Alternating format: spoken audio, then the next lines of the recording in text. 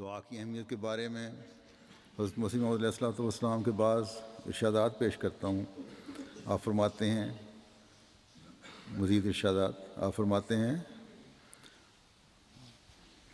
سب سے عمدہ دعا یہ ہے کہ خدا تعالیٰ کی رضامندی اور گناہوں سے نجات حاصل ہو، اللہ تعالیٰ راضی ہو جائے، گناہوں سے نجات حاصل ہو جائے، تو پھر مومن کی باقی دعائیں بھی جلدی جلدی قبولیت پاتی چلی جاتی ہیں۔ فرمایا، ہمارا تو سارا دار و مدار ہی دعا پر ہے۔ دعا ہی ایک ہتھیار ہے جس سے مومن ہر کام میں فتح پا سکتا ہے۔ اللہ تعالیٰ نے مومن کو دعا کرنے کی تاکید فرمائی ہے، بلکہ دعا کا منتظر رہتا ہے۔ اللہ تعالیٰ تو اس بات کے انتظار میں رہتا ہے کہ کب مومن مجھ سے مانگے اور میں اس کو دوں، بشرطے کہ دعا کا حق ادا کرتے ہوئے دعا کی جائے۔ پھر ایک جگہ آپ فرماتے ہیں، دعا کی مثال ایک چشمہ شیریں کی طرح ہے جس پر مومن بیٹھا ہوا ہے، وہ جب چاہے اس چشمے سے اپنے آپ کو سیراب کر سکتا ہے۔ جس طرح ایک مچھلی پانی کے بغیر زندہ نہیں رہ سکتی، اسی طرح مومن کا پانی دعا ہے کہ جس کے بغیر وہ زندہ نہیں رہ سکتا۔ اس دعا کا ٹھیک محل نماز ہے، جس میں وہ راحت و سرور مومن کو ملتا ہے کہ جس کے مقابل ایک عیاش کا کامل درجے کا سرور جو اسے کسی بدماشی میں میسر آ سکتا ہے، ہیچ ہے۔ بڑی بات جو دعا میں حاصل ہوتی ہے وہ قرب الہی ہے۔ دعا کے ذریعے ہی انسان خدا تعالیٰ کے نزدیک ہو جاتا ہے اور اسے اپنی طرف کھینچتا ہے۔ جب مومن کی دعا میں پورا اخلاص اور انقطاع پیدا ہو جاتا ہے تو خدا تعالیٰ کو بھی اس پر رحم آ جاتا ہے اور خدا تعالیٰ اس کا متولی ہو جاتا ہے۔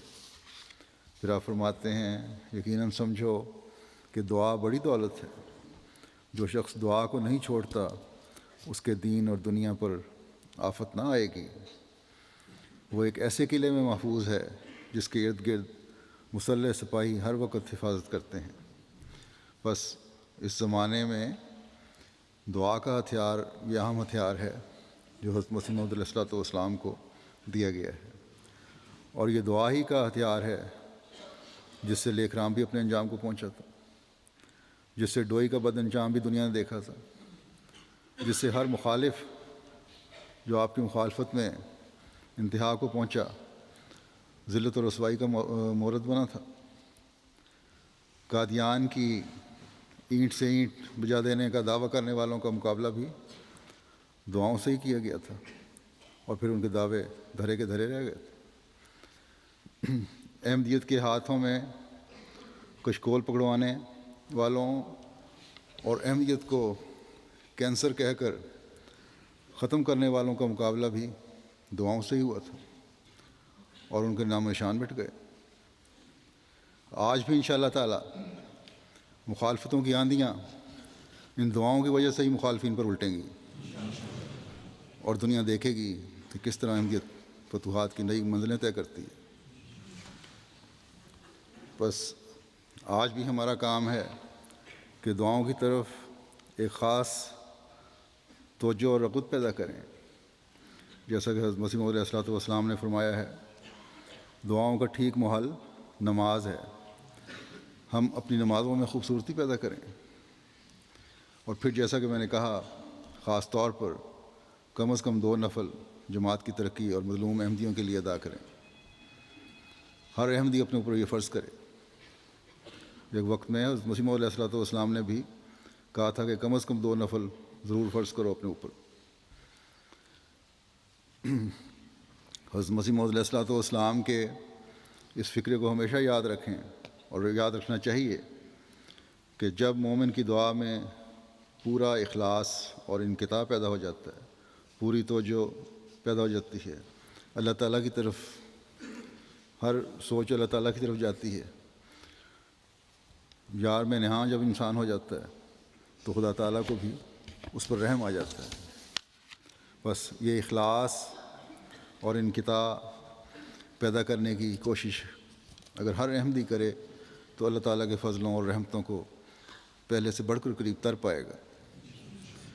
یہ اخلاص اور انقطاع پیدا کرنے کے لیے یار نہاں میں نہاں ہونے کی ضرورت ہے، اس یار میں ڈوبنے کی ضرورت ہے، اور جب ہماری یہ حالت ہو جائے گی تو دنیا والوں کے ہر شر سے ہم محفوظ ہو جائیں گے انشاءاللہ۔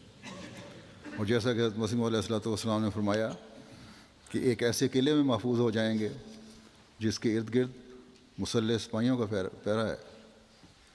اللہ ہمیں اس اہم نقطے کو سمجھنے اور اس پر عمل کرنے کی توفیق عطا فرمائے۔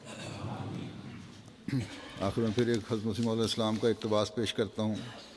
آپ فرماتے ہیں، یاد رکھو کوئی آدمی کبھی دعا سے فیض نہیں اٹھا سکتا جب تک وہ صبر میں حد نہ کر دے، جب تک وہ صبر میں حد نہ کر دے اور استقلال کے ساتھ دعاؤں میں نہ لگا رہے، اللہ تعالیٰ پر کبھی بدظنی اور بدگمانی نہ کرے، اس کو تمام قدرتوں اور ارادوں کا مالک تصور کرے، یقین کرے، پھر صبر کے ساتھ دعاؤں میں لگا رہے۔ وہ وقت آ جائے گا کہ اللہ تعالیٰ اس کی دعاؤں کو سن لے گا اور اسے جواب دے گا۔ جو لوگ اس نسخے کو استعمال کرتے ہیں وہ کبھی بد نصیب اور محروم نہیں ہو سکتے، بلکہ یقیناً وہ اپنے مقصد میں کامیاب ہوتے ہیں۔ خدا تعالیٰ کی قدرتیں اور طاقتیں بے شمار ہیں۔ اس نے انسانی تکمیل کے لیے دیر تک صبر کا قانون رکھا ہے، پس اس کو وہ بدلتا نہیں، اور جو چاہتا ہے کہ وہ اس قانون کو اس کے لیے بدل دے، وہ گویا اللہ تعالیٰ کی جناب میں گستاخی کرتا ہے اور بے ادبی کی جرات کرتا ہے۔ پھر یہ بھی یاد رکھنا چاہیے کہ بعض لوگ بے صبری سے کام لیتے ہیں اور مداری کی طرح چاہتے ہیں کہ ایک دم میں سب کام ہو جائے۔ میں کہتا ہوں کہ اگر کوئی بے صبری کرے تو بھلا بے صبری سے خدا تعالیٰ کا کیا بگاڑے گا؟ اپنا ہی نقصان کرے گا۔ بے صبری کر کے دیکھ لے وہ کہاں جائے گا۔ اللہ تعالیٰ ہمیشہ ہمیں اپنے آگے صبر و استقامت دکھاتے ہوئے جھکائے رکھے، اور دعائیں کرنے میں نہ ہم کبھی تھکے نہ ماندہ ہوں، کبھی صبر کا دامن ہمارے ہاتھ سے نہ چھوٹے۔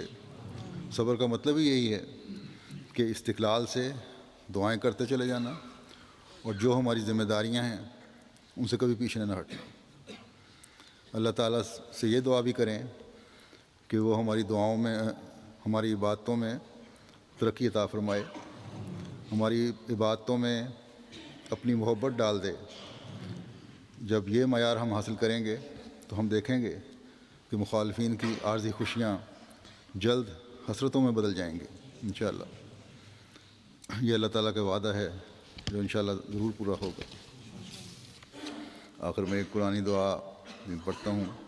ربنا افرغ علینا صبرا وثبت اقدامنا وانصرنا علی القوم الکافرین۔ اے ہمارے رب، ہم پر صبر نازل کر اور ہمارے قدموں کو ثبات قدم بخش، اور کافر قوم کے خلاف ہماری مدد کر۔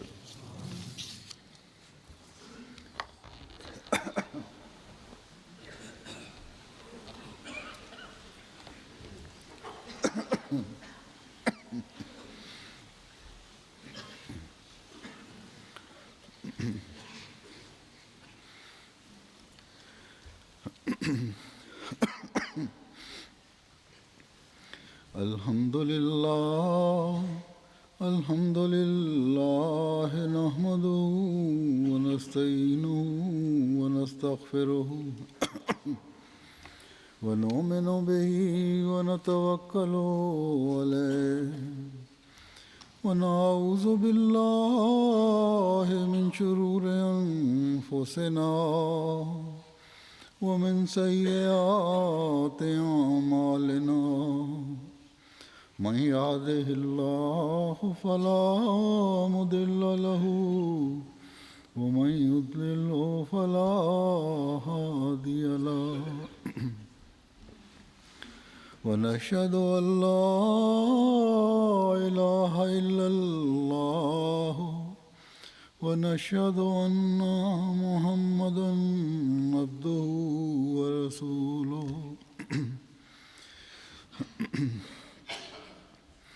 عباد الله رحمكم الله إن الله يأمر بالعدل والإحسان وإيتاء ذي القربى وينهى عن الفحشاء